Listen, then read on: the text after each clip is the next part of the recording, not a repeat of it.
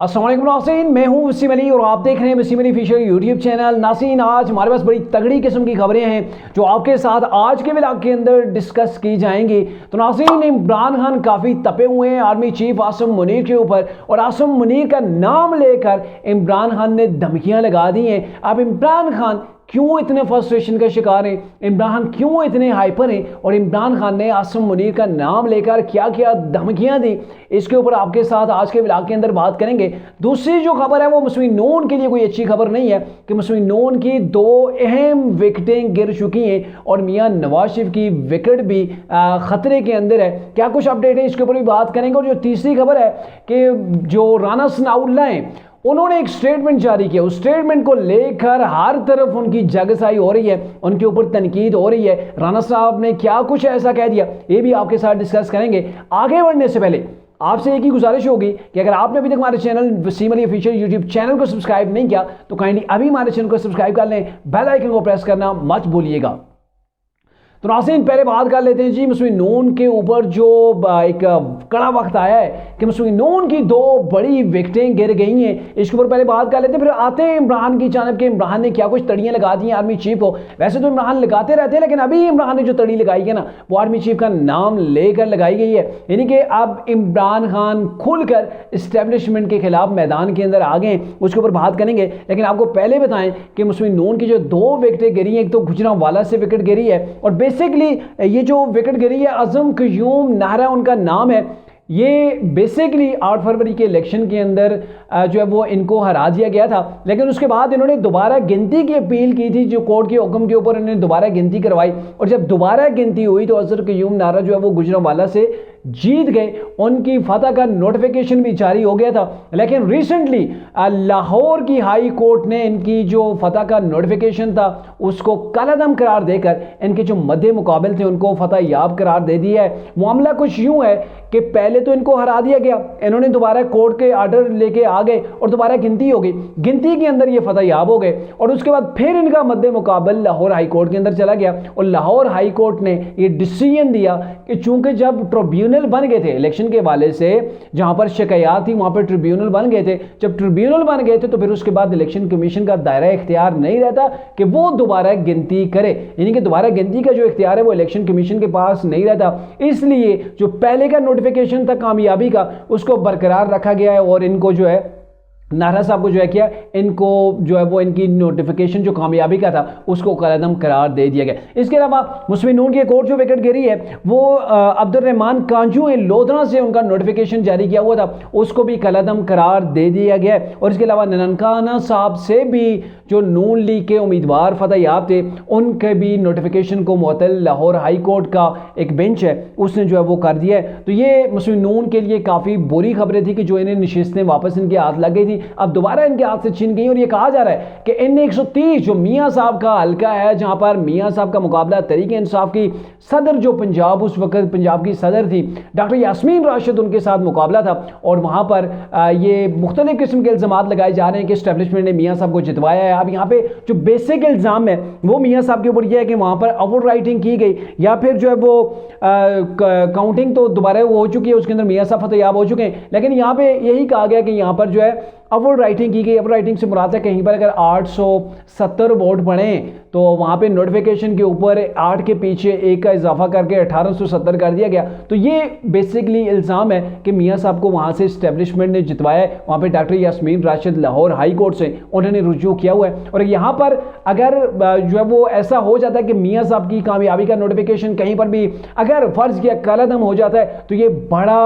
Setback होगा मुस्लिम नून के लिए, और इसी के ऊपर तरीके इंसाफ की पूरी जो है वो आगे बयानिए की थ्योरी चलेगी कि देखें पार्टी का जो हेड था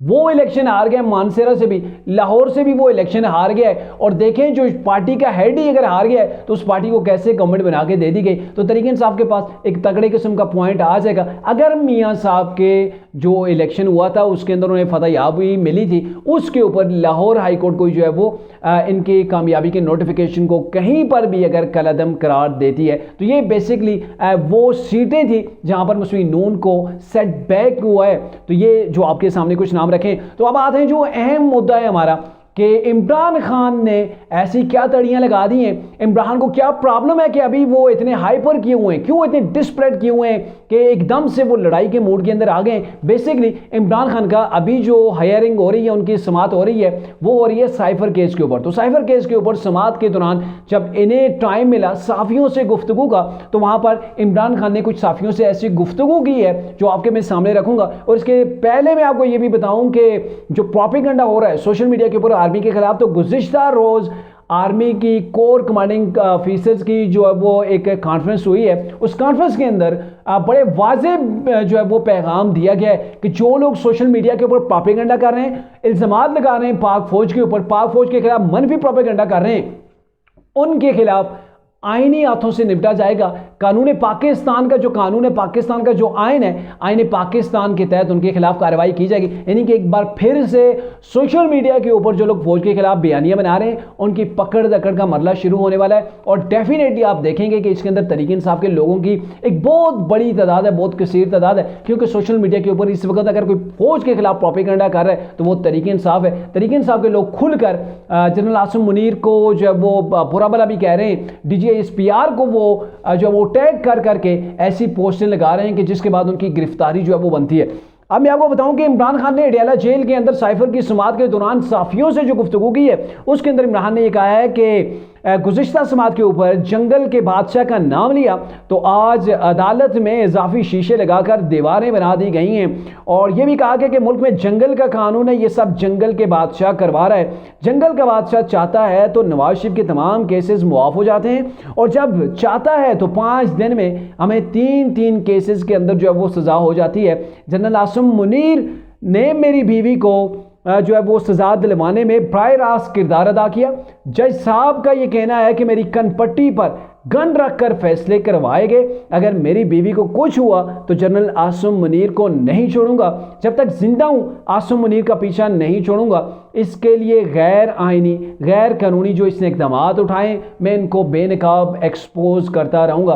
तो ये इमरान खान ने यहाँ पे एक तो डायरेक्ट तड़ी लगाई है कि मैंने आपको छोड़ना नहीं है, मैंने आपका पीछा करते रहना है, आपको एक्सपोज करता रहूंगा। एक्सपोज किया करना इमरान ने। वो याद है आपको कि आर्मी चीफ का पीछा इमरान पहले से करते आ रहे हैं। जब इमरान वज़ीर आज़म थे, आर्मी चीफ आसिम मुनीर उस वक्त जो है वो DGISI थे, तो उन्होंने जब पूरी की पूरी लिस्टें इमरान के सामने रखी कि ये आपकी बेगम बुशरा बेगम करप्शन कर रही हैं, ये पंजाब के अंदर करप्शन का बाजार गर्म है और आपकी नाक के नीचे ये चीज़ें हो रही हैं, तो उस वक्त इमरान बुरा मना गए थे। उनको प्रमोट किया गया था, उनको DGISI के ओहदे से हटा दिया गया था। और फिर क्या हुआ कि इमरान खान ने जब दोबारा आर्मी चीफ ये बनने जा रहे थे आसिम मुनीर, तो इनकी राह के अंदर रोड़े अटकाए, इनके ऊपर इल्ज़ामात लगाए और मुख्तलिफ तरीकों के साथ इनकी तैनाती को रोकने की कोशिश की, हत्ता कि इन्होंने लॉन्ग मार्च भी किया, इस हवाले से धरना भी दिया, लेकिन इमरान को नाकामी हुई। तो अब मैं इमरान से ये सवाल करता हूं कि आपने उस वक्त भी आसिम मुनीर का पीछा किया, तो पीछा करने के बाद आपको क्या हासिल हुआ? आपने कौन से तीर मार लिए? आपने आसिम मुनीर की क्या तैनाती को रोक लिया? आपने उनको प्रमोट किया, तो क्या आसिम मुनीर पाकिस्तान की फौज के अंदर जो सबसे बड़ा रैंक है, क्या वो हासिल करने के अंदर कामयाब नहीं हुए? असल यह है कि आप किसी के खिलाफ अगर साजिशें करते हैं तो एक आप साजिशें कर रहे होते हैं, आप किसी को जलील और रसवा करने की कोशिश कर रहे होते हैं। हकीकत ये है कि जिसे अल्लाह चाहता है उसे इज्जत देता है। हकीकत ये है कि अल्लाह जिसे चाहता है उससे जिल्लत और रसवाई उसके नसीब के अंदर मुकद्दर के अंदर लिख देता है। आपने आसिम मुनीर की राह के अंदर बहुत रोड़े अटकाए, और ये बहुत ही सेटबैक होता है किसी के लिए कि उसके रैंक से उसको वापस किया जाए। DGISI की उनके पास अभी मुद्दत बाकी थी, लेकिन आपने उनसे DGISI का जो ओहदा था वो आपने उनको छीना, आपने उनको प्रमोट किया। ये एक काफ़ी जो है वो किसी के लिए जो है वो तकलीफ-दह बात हो सकती है, किसी के इंसल्ट के लिए इतना काफ़ी होता है, लेकिन जब अल्लाह इज्जत दे तो वही आसिम मुनीर है, वो आर्मी चीफ बन चुका है। और अभी आपका ये कहना है कि मैंने आपका पीछा करना है, तो आपको मज़ीद पीछा करके क्या आपके वो हासिल होगा? मेरी ये समझ से बाहर है। और दूसरी बात, आपने ये कह दिया बराह रास्त कि मेरी बीवी को इन्होंने ये सजा दिलवाई है। अब मेरी वाइफ को कुछ होता है तो जिम्मेदार आसिम मुनीर होगा, मैंने इसको नहीं छोड़ना। और जो सबसे बड़ा इल्जाम लगाया गया है कि जज साहब ने मुझे ये कहा है कि मेरी कन पट्टी के ऊपर गन रखी है। अब वो कौन से जज साहब हैं जिन्होंने इमरान को ये कहा है कि आर्मी चीफ ने सजाएं दिलवाई हैं, हम मजबूर थे, हमारी कन पट्टी के ऊपर गन रखी हुई थी, या फिर हमारी फैमिली को डराया धमकाया जा रहा था। ये वही बयानिया है जो मुस्लिम नून का बयानिया था कि उस वक्त के जो जज हजरात थे उन्होंने ये कहा था, जैसे कि वो पहले भी इस्लामाबाद के एक जज हैं जिनका रिसेंटली अभी ये चीज़ें क्लियर हुई हैं, जिनको फतह हासिल हुई है सुप्रीम कोर्ट के अंदर, शौकत अजीज सिद्दीकी उनका नाम है। तो उन्होंने भी ये कहा था कि नवाज शरीफ के जो केसेस हैं, मुझे कहा गया था जनरल फैज़ हमीद के जरिए से कि आपने मियां नवाज शरीफ को सजा देनी है, 2 साल का प्रोजेक्ट है, 2 साल की मेहनत कहीं रायगाना चली जाए। तो ये वही थ्योरी लेके आप इमरान आगे बढ़ने की कोशिश करें, लेकिन पहली बार है कि इमरान खान आर्मी चीफ का नाम लेकर बराह रास्त उनके ऊपर तनकीद कर रहे हैं। और मेरे ख्याल में इससे इमरान को असल कुछ नहीं होने वाला, पहले ही जो है वो माहौल तरीके इंसाफ के लिए इतना टाइट किया हुआ है कि अगर आप फिर से ऐसे इल्ज़ामात लगाते हैं, और इल्ज़ामात की वजह क्या है, मैंने पहले भी आपको कहा ना कि क्या वजह है कि इमरान इतने हाइपर किए हुए हैं, क्या वो रीज़न है जिस बेस के ऊपर इमरान खान इतने जो है वो सख्त जो है वो हालात के अंदर आ गए हैं कि वो आर्मी चीफ का बराह रास्त नाम लेकर उनके ऊपर तनकीद करें। तो उसकी बेसिक रीज़न ये है कि इमरान बार बार ये कहते आ रहे हैं, अभी 2 रोज़ पहले यलीमीन गंडापुर को उन्होंने ये कहा था कि मैं तैयार हूँ पाकिस्तान के लिए किसी से भी बात करने के लिए, जो भी मुझसे बात करेंगे मैं बात करने के लिए तैयार हूँ। तो इसका बड़ा रीज़न यही है कि इमरान बात करने के लिए सबसे तैयार हैं, मिन्नतें तरले हर तरफ से जारी हैं, बारहा कोशिशें की जा रही हैं, लेकिन इमरान को कोई मुंह नहीं लगा रहा, इमरान को वो वक़्त नहीं दी जा रही, जिसकी वजह से इमरान खान काफ़ी हाइपर किए हुए हैं, वो टेंस किए हुए हैं, जिसकी वजह से वो बार बार गुस्से के अंदर आ जाते हैं। और जब गुस्से के अंदर आते हैं तो फिर वो नहीं देखते कि वो मज़ीद अपनी पार्टी के लिए गड्ढे खोद रहे हैं, या फिर इनकी वजह से मज़ीद कितने लोगों के लिए मसाइल पैदा हो सकते हैं, या फिर इमरान कितने मसाइल का जो है शिकार हो सकते हैं। इमरान खान ये चीज़ें गुस्से के अंदर बोल जाते हैं।